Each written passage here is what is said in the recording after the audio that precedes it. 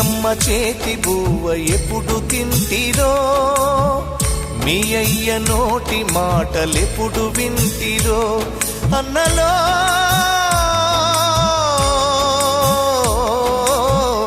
మీ అన్నదమ్ములని మరిచిపోతిరో,